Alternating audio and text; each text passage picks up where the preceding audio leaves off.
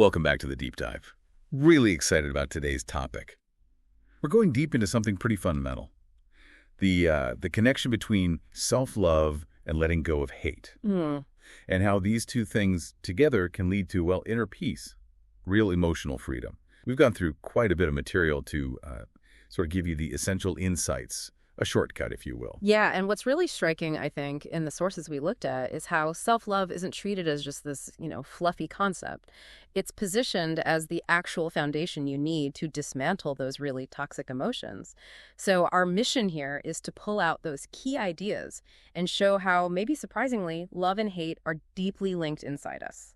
Okay, so let's unpack that. This idea that they're intertwined. It's not like you work on self-love over here and then separately deal with hate over there. The sources seem to say they really go hand in hand. Exactly. True self-love, as described, isn't just, being kind to yourself in a general way. It's about actively clearing out that mental space that's clogged up with heavy stuff, especially hate, whether it's aimed at yourself or someone else. Right, that heavy stuff. Hate is described as a heavy burden, isn't it? That phrase comes up a lot. A heavy burden.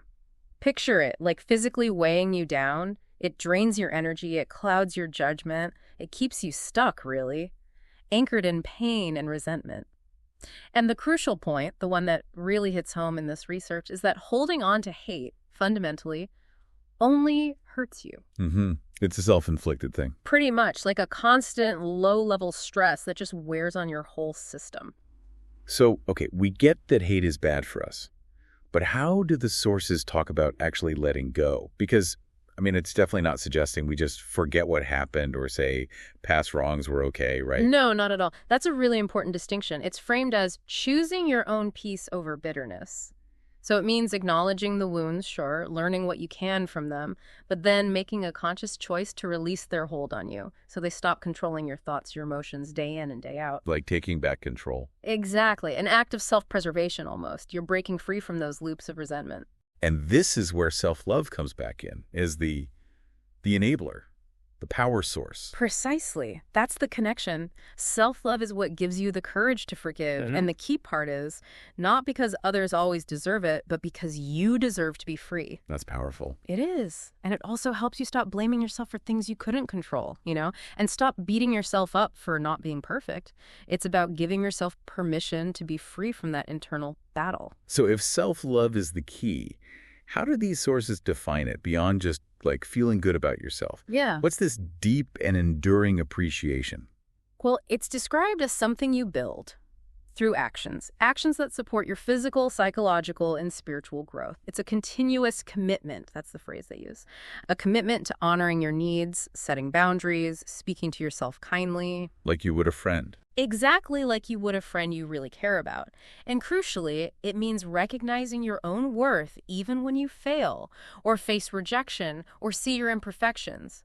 It's about accepting flaws without judgment, which is, let's be honest, really hard sometimes. Definitely. So what does that look like day to day? What are the practical changes? Oh, they're quite significant. It means giving yourself permission to rest when you're tired. Simple, but huge. Permission to walk away from toxic relationships. Permission to prioritize your well-being without guilt. You gradually stop looking outside for validation. You start to really know that your value isn't based on what others think or what society expects. So you become your own cheerleader, essentially. Yeah, your own biggest supporter, yes. That's how one source puts it. Instead of your own worst critic. And this has a ripple effect, right? Cultivating this self-love creates space. Exactly. Space in your life for compassion, empathy, and healing. It changes your internal environment. And then naturally you start drawing in people and situations that actually uplift you. And maybe most importantly, you begin to treat your own heart with the same gentleness you would offer someone you deeply care about. It sounds transformative. It really can be. But it's important to add, the sources acknowledge this isn't always, easy or automatic, especially if you spent years internalizing negative beliefs. It takes intention and patience. But with that commitment, self-love becomes this solid foundation, giving you inner strength, resilience, confidence, authenticity. So wrapping up, the big takeaway really seems to be this incredible liberating power that comes from self-love. It's the absolute key to releasing that heavy burden of hate and finding real inner peace. And it's not vanity, it's a commitment to your own well-being. Perfectly put. And maybe a final thought for everyone listening, building on that idea. If self-love really is about choosing your own peace over bitterness, maybe ask yourself, what's one small act of self-love, just one thing you can commit to this week? Something that might help you release a burden, maybe one you didn't even fully realize you were carrying? That's a really good question to sit with. Thank you, everyone, for joining us on this deep dive today.